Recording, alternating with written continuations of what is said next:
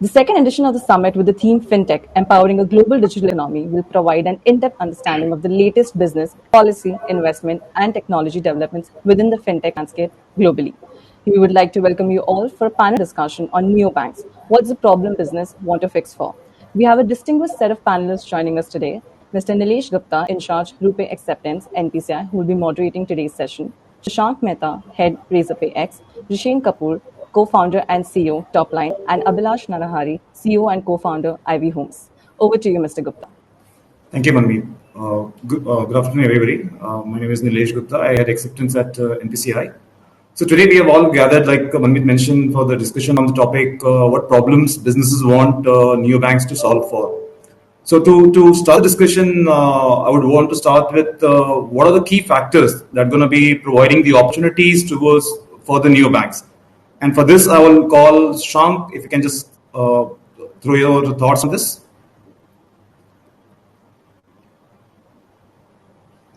Thanks, Nilesh, and good afternoon, everyone. Good to be kind of part of this panel. I think it would be interesting to kind of break down, what's the problem really that we're looking to solve in space. I think there's a lot of chatter in the market in terms of why are neobanks coming up right now? Why is this the next big thing? Is it even a big thing, right? And a lot of questions come our way also at Razorpay side when we started working on Razorpay X, our neobanking arm, which is specifically for businesses.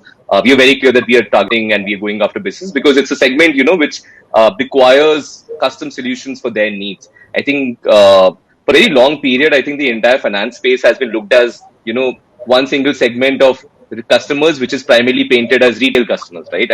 All of our solutions that have come up in the recent times, a lot of UPI and everything has come up, right? It works really well for retail customers. But when you look at for businesses, right, they need something more. They need something different than the retail solutions that's made available to them because their money management is very different. For example, for a retail customer, paying somebody money as, somebody who's doing their house help service or sending money to, let's say, the vegetable shop, it's a similar transaction. But when you look at a business, if you're sending money to a vendor, there are different kind of taxes to be paid. If it's against a service, it's a different kind of tax. Goods has a different kind of tax.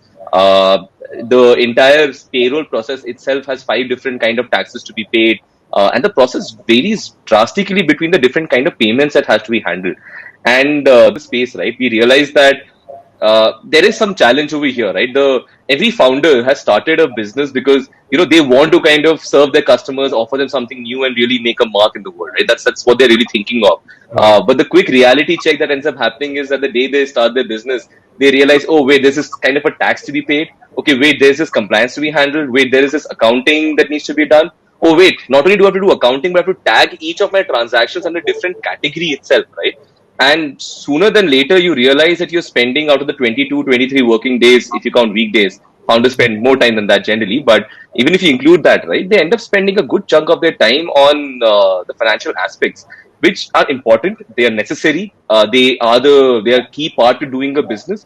But at the end of the day, it's something that a founder wants to kind of not have to focus on, right? Because they want to focus on growing the business. If the business can't survive, there's no tax to be paid. There is no compliance to be handled. There's no accounting to be done. So that's where they want to spend time. And as we spoke more and more to the founders, right, we realized that there is a cost of doing business because of these overheads that exist. And what people are looking for in the market is a solution that helps them manage this in a significantly better way. For example, can payroll, instead of being 5 different transactions, be one single click? Can it be, you just upload the data that you have in terms of the leaves, basis which you've calculated the payroll, press a button, everything is taken care of. The salary has been paid to the employee, the taxes have been taken care of, the challans have been generated, they've been put into your accounting software, everything's been taken care of, right? That's the high level picture that I think we kind of look at. But it will be interesting to kind of peel through the layers today with the fellow panelists, right, to understand, I think from their side, as they are the practitioners in the startup world, right, that what exactly the problems they're facing and is this the reality? But this is what our take has been and our thesis has been in terms of why neobanking needs to exist and why it needs to also be separate for businesses. Why the same solution cannot work for retail and for businesses. Right, Sushant. So Abhilash, let me bring you in, right? You have been the CEO of Ivy Homes. You have started recently. So what is your take on the problems as a startup you're going to be facing or you're facing today? Yeah, absolutely. Happy to jump in, Nilesh. And I just want to add to some of the points Shashank mentioned as well, right? So even before starting Ivy Homes, I ran another startup for about 4 years. And someone who has not run a business before, probably doing a mid-management job, to suddenly start up, we really, really underestimate things which we don't consider our own core competency, right? Like Right. the actual pain in managing transactions, managing compliance is really high. And for someone who had just started up, the first time about 6 years ago, when our auditor told me that, hey, you know what, this is your first month in business, you need to pay this TDS. And then I would be like, TDS, acha, okay, what is this now? I have to pay this every month. There are some chala numbers that I don't really understand. The point I'm trying to make is that it's not just about it's not just about the cost in terms of people, in terms of in terms of time. It is also the fact that it is a very big mess for individual founders to kind of handle a lot of these small tasks. Something that actually does, like, very few of us will have that in our own core competency. And in fact, the way I look at it, right, as a small business, as a startup, we automatically gravitate towards technology tools to solve several of our pain points. So what does that mean, right? One is we look at, hey, accounting, what makes accounting easier, and go find a software for accounting. Then we say payroll, okay, how does that become easy, and we go find a software for payroll. Maybe there is some either project management or CRM that we go find a tool for. The problem is that several of these services on its own can do very little unless it is in some form integrated to your bank or core payment layer. Right. Yeah, so very true, Abhilash. I mean, what you're saying is individually the services may not do fully to a consumer's need. However, once harmonized properly, it will serve the purpose that we all are looking at. So with this, let me bring in Rishain. What are your thoughts on this? Yeah, I think I probably fall in the boat that Abhilash was in 6 years ago. We've recently started off. I have little to no experience in finance, and I've been very distant from banking. So the entire process for me was alien, right? I initially actually started off working with traditional banks, and they're great at what they do. But the challenge, I think, is traditional banks in many which ways are designed for people that have a background in finance. They expect you to know certain things. They expect you to know when TDS has to be paid. They expect you to know there's a challan for this, there's PT that has to be paid. There's a lot of preconceived notions that you know all of this, right? But for me, I did not, right? So for me, what neobanks provide is that they aren't giving me infrastructure to solve a problem. Rather, they're giving me a fully packaged solution for my needs, right? So as a business owner on day one, I need to pay salaries. I need to accept money from my customers. I need to pay out my vendors. Those are largely the three things that I need to do, right? Now I'm looking for the outcome, which is my salaries are paid, my vendors have been paid, my customers have paid me. That's all I care about. I want to be abstracted from the process of kind of getting there. And that's really what a technology first bank enables for me. Right. I think, what Abhilash mentioned, right? The Holy Trinity itself comes down to, ultimately your accounting, your taxes, and your banking really working well together. You don't have to think about it. But right now, while there are solutions in piecemeal manner, right? The bank systems don't talk to, let's say, accounting systems. They don't talk to the taxes systems, and the founders left to piece it together. I think that becomes like a big pain, right? And as Rishan very rightly mentioned, this is not the core competency. And second, even making this a core competency is not a differentiating factor for, why Rishan's startup will do phenomenally well in the market. It's not something where he would want to spend time. And that is where I think, we need solutions in the market which look at this from a business perspective. Because I think if you fundamentally understand the challenge here, right? If the cost of starting a business or if the effort to start a business itself is so high, the activation energy to start a business is so high, it's going to be very hard for us to expect more and more people to come into formal business economy. In fact, I will probably take one step further and say this, right? That a lot of people probably try and operate on their savings account, not register a business, run a business activity without being registered business because the entire overhead of running it as a formal business is very high. And I firmly believe, and I think at RaiserPay, we firmly believe that, if India has to become a $10 trillion economy, we seriously need more and more businesses to enter the formal business economy. I mean, to accelerate the rate at which businesses are coming up. We need to be able to kind of address India's needs through Indian businesses itself, right? And for that to happen, we really need the ability for founders and for business owners to start businesses and run it smoothly without having to worry about things that they are not experts of. And I think that's where neobanks on the business side really need to come into picture. Right, Shashank. So you rightly mentioned, Shashank. So in the sense, we know the consumer needs are changing, the lifestyle is changing, and so is the themes for the intelligent and technology-led neobanks and the fintechs, right?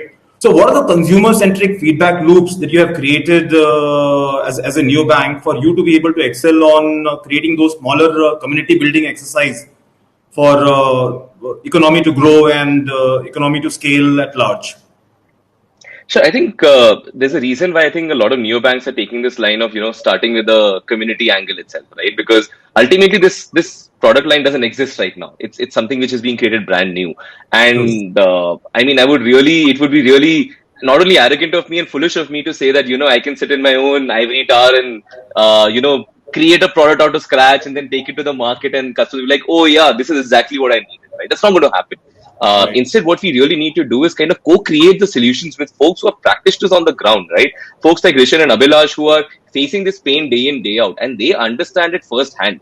No matter how much a product manager can say that I understand my customer, I walk in their shoes to some extent and try and figure it out, right? But there's nothing better than getting the customer's feedback directly. And we've kind of started creating certain communities around this. We have something called as a makers club, where some business owners and founders are a part of, and we run like early stage wireframes through them. We run through our product ideas with them. We even sometimes run our roadmaps through with them and understand that, hey, is this addressing their needs and problem statements better than what they were getting yesterday? And we have to keep improving 1% every day, and that compounding will take care of things, right? So that's where we are really at in terms of how we think about why we need to be going along with the community. There needs to be very strong focus on the community, because there's no playbook. There is absolutely no playbook out there to create a neobank. So you cannot just depend on some existing knowledge. You have to create it. And that creation of knowledge is going to come when you are very, very close with your customers, almost making them a part of your product development process itself. So that's how neobanks even need to look at this. Right. So what you brought in an important point of the consumer again having different needs and lifestyle, which kind of creates a lot of data around the consumers that we all get to see, right? And this is what fintechs are looking at and solving for as a complex set of problems, which kind of creates the easiness of availability for the consumer. So Abhilash, I mean, if I can just ask you, how is that you are looking at data of the consumers and looking at your fintechs to kind of solve for those complex issues that may be around those data, and looking at neobanks to kind of leverage from that perspective? Sure. So again, if I kind of understand the question correctly, right? In terms of, if you're talking about the security of our customers' data, right? Being whether it is, whether we use a bank as a payment service, as any other service for which we need to share customer data, there is obviously an implicit trust involved that I, as a company, I'm giving like my sacred resource to you to ensure that it is never misused. And for us, at least as a small company, we essentially believe in that trust. We don't necessarily go through, the step by step from what are the regulations required that the banks, whether they're maintaining, or the service providers, whether they are maintaining those regulations themselves, whether they've got the requisite licenses. That's something that we aren't able to do. We are able to pretty much do it based on trust, which we consider sacred and should never be broken by these service providers. Sure. So Rishi, if I can just ask this question now to you. What are the other problems that you are facing that probably you can look at neobanks to solve for, which will help you open new segments, new consumer experiences, and so on and so forth? Yeah. So Nilesh, I think a fair place to start over here is that for someone who does not have a background in finance, the first problem is that you don't know what your problems are, right? You actually don't know the unknowns. And you always have that at the back of your mind when you're working, that, hey, am I missing out on some tax payment here? Am I missing out on something for which I'm going to be penalized in the future? So it's really the black box nature of it, which, is where all your problems kind of stem from, right? So my expectation from a neobank that is purpose built to solve for the needs of digital businesses or businesses for that matter is that they open that black box and first of all tell you on day one that, hey, Rishan, FYI, there are these 15 things that you need to do, right?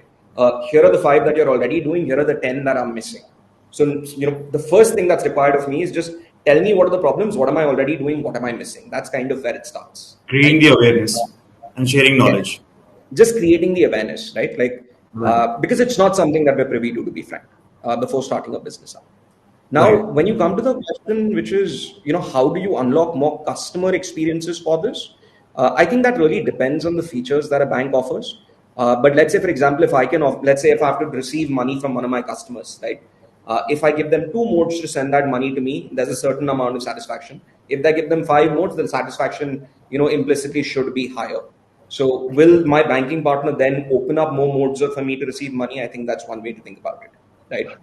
I think, Rishan, on this question, right, I want to kind of also, if I may myself ask a question, right? I think the element that comes into picture is that a lot of businesses, for example, even say, that I am used to collecting cash or I'm used to collecting a check. There's no cost to it, right? Providing new solutions come with that element of cost to it, right? Yeah. While yes, offering more options will make a lot of sense, right? And I want to understand this from both you, Rishan, and Abhilash also, right? That would businesses be open to actually incurring the cost? Because convenience is one element for sure, right? And neobanking is ultimately providing a convenience. But if you can solve this problem by hiring a finance manager who runs the show for you, right? I mean, why not do that versus, adding a neobank? Why not just add 2, 3, 4 finance people and run with that? I can answer from my perspective, but I would love to hear Abhilash's thoughts on this as well. From my perspective, at least, when you're adding people in the team, right? There's a massive cost that comes with it. And it's not the cost of people. It's really the cost of managing the nodes of communication that kind of come up over there. And for a business at our stage, which is young right now, our imperative is growth, right? And of course, sustainable growth. So it's not like I want to lose money while growing, but the imperative is growth. And the overhead that comes with adding people, adding manual processes, adding friction, it in my mind at least retards the growth that we're aiming for. So if something allows for me to accept money with the most amount of flexibility from my customers and gives them convenience, if it comes at a cost for me, I'm fine with it, personally. So just kind of adding to Rishan's point there as well, right? Yes, for sure. Adding people isn't as straightforward. As you said, it's not just the cost of the people, but the other thing to realize is, so many things can be solved structurally. You may not necessarily want to get the senior most person to come and do the structure, but still be with you without having the same role that they would maybe have in a much larger company. So in terms of fixed costs, that is always a very big thought process for us as startups. In terms of paying a variable cost for certain services, whether you said having more modes to receive payment, make payment, anything else, I think that is a pure play business decision. If it makes sense, most companies are happy to pay. Awesome. Good to hear that. I think it's definitely something I would like to take back to my team and say, look, people are ready to pay for this, right? So, Shashank, as you build further, right, of what more can you do? I mean, fintechs can provide a lot of technology-led solutions, right? I mean, the data intelligence, the AI, ML infusion, and so on and so forth. So what else in the bucket for you to add on, right? I think it's a pretty massive space in itself, right? And again, it's very hard for me to even say that, even I understand more than maybe 2 or 3% of the entire space, right? It's a very, very complicated world. I've been in this world for 7 years and I don't think I've peeled more than 1 or 2 layers of it still, right? So the way that we look at, I think, how any of these financial products can grow over here, right? The best way, in my opinion, is to grow with the companies that you onboard itself. I think our playbook at Razorpay side, even when we started 7 years ago with our payments business, or whether it's with our neo-banking business right now, right? If we get into any of these, our playbook has always been that, the initial set of customers have to be the TG where you can serve right now. And thankfully for us, it has been generally the early stage startups that, adopt these kind of solutions. And the beauty of this segment is, one, these segments are, companies like Rishan's company and Abhilash's company, they are actually setting the standards in terms of how modern age companies will be running. They are the ones who adopt any new tools and practices that come into the market that can give you a significant differentiator in your business, right? These are the ones who set the path. Once they've proven that, something like this really helps, is when a lot of businesses then start adopting. So a lot of the traits and signs of what a technology company is doing, and when a technology company does not even have to be a startup. For example, Airtel is a technology company because they are looking to solve more and more of their problems with that Airtel app versus the older school model of walking to a branch and doing it. I haven't walked to an Airtel branch in God knows how many years, but I manage my international roaming, I manage my different packs, I can add a new number, I can do everything on my app itself. They're all technology companies, right? If and startups are these early stage small technology companies. We work with them, we kind of create like good solutions with them, and we try and make sure that their needs are kind of being met. I'm sure Rishan and Abhilash will start raising fundraise, their businesses will grow, they will move to the next stage, right? Their problems right now, for example, let's say is to set up, let's say, the finance aspects. At the next stage, for example, Rishan will start worrying about, okay, how do I handle cash flow better? There is some outward payments that I'm doing, there's some incoming payments that I receive, right? And I need to manage my cash flow better. And at that point, if we have managed to reach a point for Rishan where his payables are handled as receivables are coming in, we can actually paint a picture for Rishan exactly how he wanted, right? We can come and tell him that, look, you have 3 payments that are upcoming. Looks like you will not have the cash ready because the cash management has certain challenges. And can we at that point of time provide you with a line that is convenient for your business? A lot of lending companies tend to think that, okay, everything is short-term capital loan problem, right? But for a lot of businesses, that's not the problem. The problem really is a cash management problem than a short-term capital loan that they need. The lens for a lot of startups is that, I need my money for the expense that I need to incur right now. It's not a short-term loan that I'm paying over 9 months. I will be able to repay it from my next payments that I receive. So, for example, GST payments, for example, when it happens on a monthly basis, quarterly basis, everything, right? When you're making the TDS payments also, a lot of times what happens is that teams are yet to reach to a stage where they've accounted for it, cash is ready, and you just have to press a button and make a payment. Sometimes what happens is in the mix of everything that happens in a startup, right? All the chaos that's happening, you might just miss out on having the cash ready around the 7th of the month to make the payment. And at that point of time, if you get a 2-day loan, that's it. A 2-day loan at a really low rate, even if it's a slightly higher rate, but a 2-day loan is peanuts for a startup to kind of pay. But what you've did is you've allowed them to not have a TDS penalty, which is probably at a higher cost than the loan that they incur for 2 days. They've avoided a penalty on the record also that they are making a TDS penalty late. And that is possible, right? So I think if you look at the finance flow, not with just a money movement rail angle, but at the context angle, what are you trying to do? Are you trying to pay salary? Are you trying to pay tax? Are you trying to pay a vendor? And then you give value added services on top of it. If it's a salary payment, can I give you a value added service that if your employee needs early salary, right? They need an advanced salary, which is a lot of companies offering it. But it's hard for them to offer without having a full scaled finance team to really manage it. Can we make it at a press of button available, right? That, given the history of the employee, the tenure, we give you that. Are you sure of A, B, C, D, E? Checkbox it, press a button, pay an advance salary. And next time when you process it, you don't have to do anything. We will automatically start deducting from the future salaries and make sure that this is repaid. I mean, these are the kind of solutions that will allow the likes of founders like Rishan and Abhilash, right, to really then scale with their startups because they don't have to worry about these kind of challenges. They can focus on their business, have a very happy set of employees, a happy finance team which is able to kind of take care of the challenges that are needed without worrying about things which don't add any value, incremental value to their core business. I think that's where the direction is going to go towards. Long journey still. What I've said is easier said than done. This is something, that I can easily paint as a picture. But when you go into the details, I think that's where the devil lies, right? And figuring this out, it will take some time. But that I think really is the promise. And when I think about this, right, is why I'm so fundamentally pro the fact that we need solutions to come up on top of the standard core banking systems. And we need solutions which are crafted for companies like Topline and Ivy Homes, right? It's crafted for their needs, which is going to be hard for a bank when they have customer base and millions and hundreds of millions of businesses and customers coming in, right? It's hard to optimize your product for a particular segment.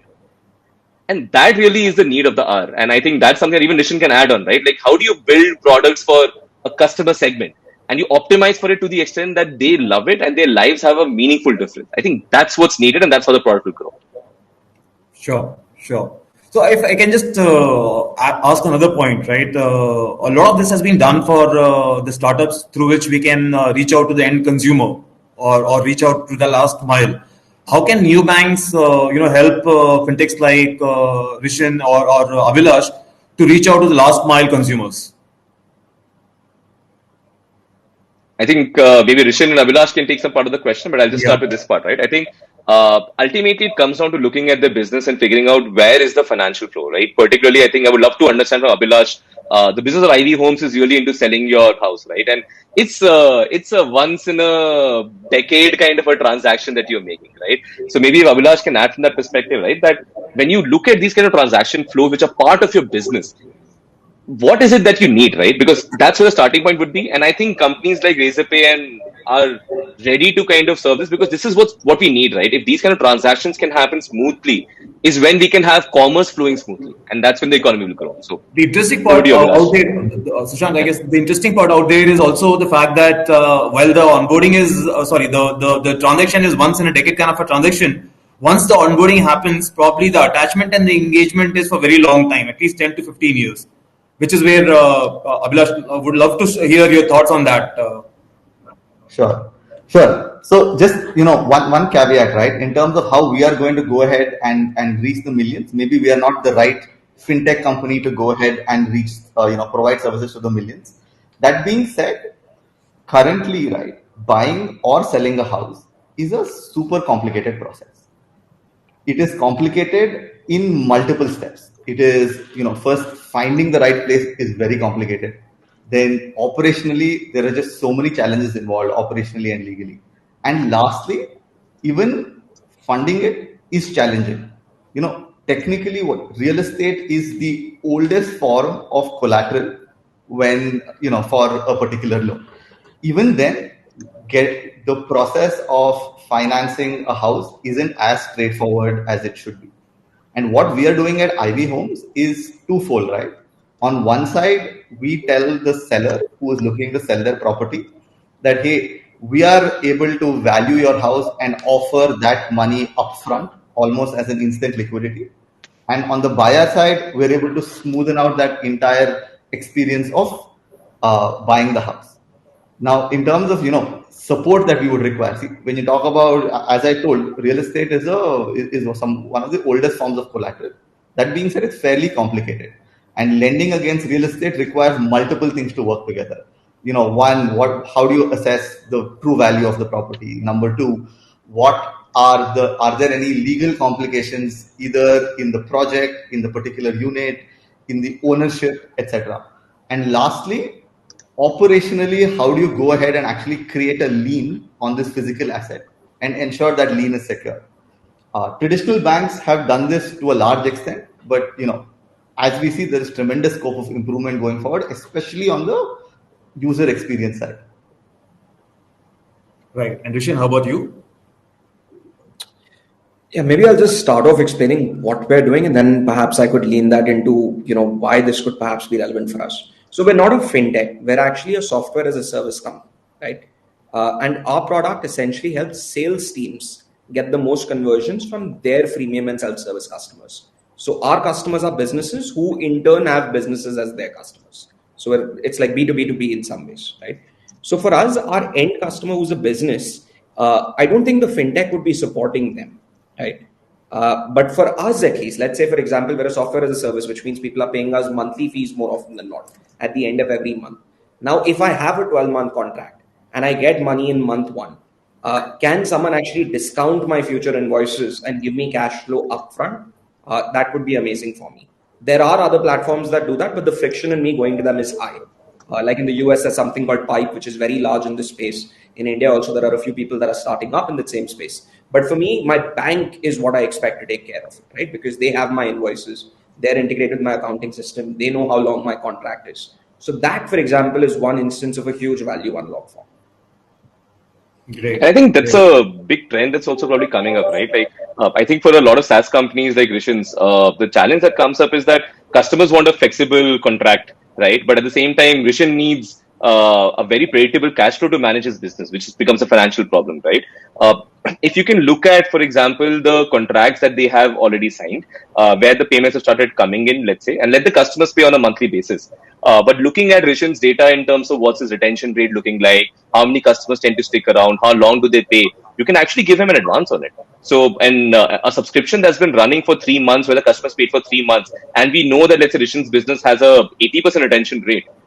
You can actually, for the kind of customers where early signal is showing that, their billing is increasing month over month, which is an indicator of them sticking around with Rishion's platform.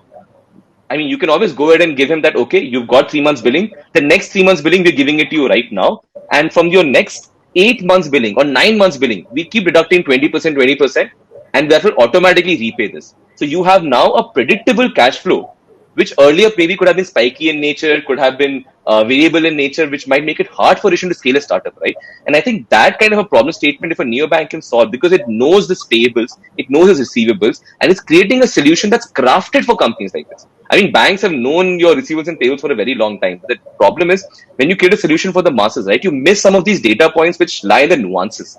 So if you build for this kind of a segment and you can give them like a solution which eases their cash management, I think that's a fantastic opportunity over here. And I'm sure that, startups like Topline and Ivy Homes, for them, this will be a big boon in terms of not having to depend on fundraise, which needs to be done at least with 1.5 years runway left in the bank, which takes a lot of the time. I think startup founders spend a lot of time managing the investors again, right? And again, they want to focus on the business. So if you can make sure that the cash management becomes easier, there's a whole lot of opportunity in that itself. Right, right. So indeed, a very interesting discussion with you all, right? It kind of clearly indicates that the neobanks are solving for a lot of inexperience and adding value to the whole process by doing so. With this, I kind of would want to summarize that we neobanks are expected to kind of create a lot of consumer-centric offerings in days to come, and it'll all happen by virtue of various collaborations that will happen between the fintechs and between the startups and with the traditional banks. With this, I would like to thank all my co-panelists, and Manmeet, over to you.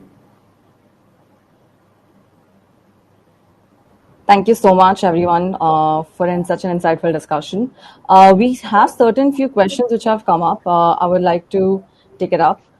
So the first question which we have is from Mr. Nishant. He says that most banks started with corporate banking and retail.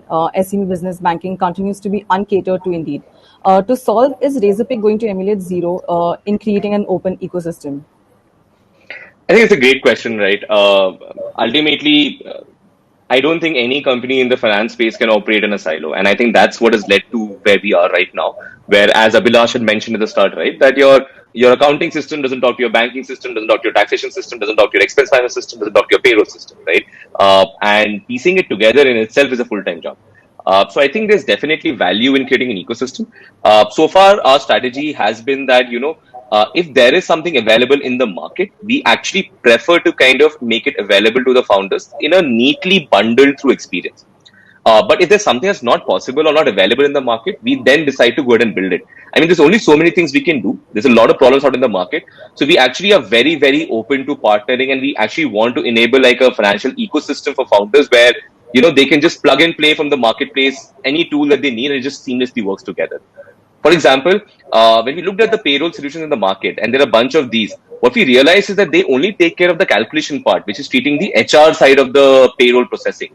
But there's a huge finance side of payroll processing, which is the payment needs to be made to each employee, the taxes that need to be filed and made paid, and the payments need to be made for, then the accounting that needs to be done. None of the payroll solutions in the market were really doing it, except for one early stage startup called Lofin, which was looking at it. And they had synergy with our vision, and we ended up acquiring this company, and we are now building heavily on this side. But that was because in the market, we didn't see a lot of players doing it. But if you look at something like accounting, for example, I mean, the likes of Tally, Zoho Books, and QuickBooks, they've done wonders. There's a brilliant ecosystem that they've created with the likes of KhataBook doing it in the other segment. We are very, very happy to partner with them. In fact, we have partnership with all of the major accounting softwares where you just bring it in, and we will take care of these elements for you. If a transaction has been made, a TDS has been paid, the challan goes back into your accounting system, right? Those are things that we will take care of. So we don't want to build anything that the ecosystem already does well. We don't want to be arrogant and say, no, everything has to be made here. We don't have that syndrome. It needs to be made here kind of a syndrome. We're happy to partner. I think in our opinion, what really, really matters is being able to tie together the holy trinity, which is in the finance world is accounting, it's banking, and it's taxes. If you can get these three things together and you get these to work together, right? And when I say banking, I include your payroll, vendor payments, tax payments, bill payments, those kind of things, right? That I think really is what the value add is going to be, and it needs to be in terms of an ecosystem. All right. Thank you so much, Mr. Shashank. We have another question from a student, which is Mr. Yash. He's asked, neobanks usually focus on the urban and formal businesses and customers. But how are neobanks simplifying the big picture for the unbanked? I think that's a quite often repeated question that comes up, right? And brightly so also. I think the government of India has a major focus towards the underbanked segment, right? And it doesn't bode well for an economy if, let's say, the entire focus is on the bank segment only, and there's a massive disparity that gets created. So there's definitely focus that needs to be there on the underbanked, and I think that's where the universal banks are heavily focusing on, the regulators are focusing on. So there are enough plays into it, right? At the same time, our belief is this, right? That's not the only segment out in the market. If we are saying that until every single underbanked or people who are not banked become banked, is when we will start improving the experience for the likes of Rishan and Abhilash. I think what we're really doing is we're holding back the growth. I think, in my opinion, for us to really grow as a country, we need to make sure that each of our segments go really well. For us to really become that superpower nation, right? Our business really need to become like a massive force in the ecosystem. And for them to become a massive force, they need to have the right tools available. A company sitting in the US has such modern tools available to them, and that allows them to scale massively, which is why a lot of US companies are so big. But in terms of India, right, if Indian companies are, let's say, one step behind in terms of the kind of solutions made available for them to run their business, how are they going to compete in the world global ecosystem? So I think it's important for the country to definitely focus on underbank. There will be neobanks that will focus on that. For example, there is a neobank that's coming up which is focusing on the agriculture segment particularly, which is trying to manage the cash flow for farmers in the off season and on season for farming, because there are peaks and troughs that comes in the farming segment, right? But it doesn't mean that every single neobank has to focus on it. From our perspective, I think the stance that we have taken is that can we help digital age companies really accelerate the economy? That's the segment that we are focusing on. But there are enough neobanks that will definitely come up. There's just one recently that's come up which is focusing on teenagers, there's focusing on the agriculture segment, there's one focusing on students going to foreign universities to study. Great companies, all of them, and I think all of them need to exist. I don't think neobank is one single category. It's going to be neobank for businesses, neobanks for teenagers, neobanks for agriculture, and I think those will cater to different segments. All right. What about you, Mr. Rishain and Abhilash? Your inputs on this question? I think I can carry from where Shashank left off, right? Which is what a neobank provides for me is a solution to a problem. And by nature of providing solutions, you'll end up being a little more verticalized as opposed to horizontal, right? So if you look at, for example, the likes of Khatabook, OK Credit, and a couple of these other companies, right? They're solving very well for the 65 to 70 million MSMEs that are there in India. Are they banks yet? No. But I would argue that they're very well positioned to bring those MSMEs into the formal economy with where they've started. So for me, this entire solution first approach, as opposed to and albeit at the cost of being verticalized, I think that's a stronger approach to build for these segments as opposed to building a horizontal platform that works for everyone. All right, Mr. Abhilash? Yeah, so just to kind of add on top of it, right? The problem is so large. I think Shashank mentioned an agriculture specific need. Rishan mentioned about, small businesses needing to be digitized as well. The problem is so large that several companies are definitely going to come up in the space solving for particular niches. All right, we'll take up one last question for the day. It's by Mr. Faiz. How is cross-border payments and banking going to be addressed by the All India Neobanks? With the largest expat in the world and incoming remittances, how are we planning to solve for those challenges faced by these clients? Any other panelists would like to take this question up? Mission, Abhilash, anyone wants to take this? Otherwise, I can take it up, right? I think extending from the last answer itself, right? Segment-specific solutions will come up. For example, there's this brilliant company called Leap Finance, which is creating a solution exactly for people who go abroad for studies. And a lot of the people who go abroad for studies end up working in those countries, right? Because the kind of loans that they take for those studies, for them to be repaid, the kind of salaries that they need to make also fit into those economies itself, right? So they end up working in there. a lot of the Indian students who were going to US, let's say for example, to study, used to face a lot of challenges. They used to face challenges in terms of getting the right loan for their education. They had to give a lot of collateral for it. There were huge challenges, right? Leaf Finance has made this super simple. The second thing that they're really doing is that when a student goes from India to US, right? Instead of having to first get their SSN, then open an account, and then having actually a working card to even make a payment without incurring, let's say, forex transaction costs and everything. Leaf Finance gives them a multi-currency prepaid card on day one. They leave India with a prepaid card which has the multi-currency US dollars in it already, and when they land in US, they have a working card in their hand. So there are solutions that are going to come up. I think there will be solutions that will come up which will specifically focus on the import-export traders of the India. And there's a huge market over there with a huge kind of challenges around cash flow because customs and port handling is a huge problem. And any delays in terms of your shipment coming in leads to a delay in your cash flow management. Challenges keep coming up, right? There will be solutions that will come up around this. I think this is a very, very fast evolving space. I think my main call would be this, right? That neobanking needs to go through multiple iterations for us to really know what it means. I'm trying to paint a picture, maybe. I don't know how right I'll be or how wrong I end up being. It can go anywhere. But my fundamental belief is, and as Rishan also mentioned, right, I think a verticalized solution will really help. And I think in terms of the Forex transactions also, if you look at the purpose for why Forex is happening, for example, if it's export import, whether it's a student going abroad or something, right, and solving for those will create a fantastically better solution versus trying to kind of paint everything with one single color and say that no, everyone does it through an LRS system, which you have to fill like a form, submit to a bank, and then do transaction. It works for certain folks, it doesn't work for a lot of folks, and that's what the solutions have to really address. All right. Thank you so much for answering the questions. And the discussion is very insightful, full of learnings and key takeaways. I would like to thank all the dear panelists for taking out time to join us today, and also to the delegates for putting out such interesting questions. We hope you all enjoyed being a part of the session. Ladies and gentlemen, that's all from us. Thank you, and please stay safe. Thank you. Thanks, everyone.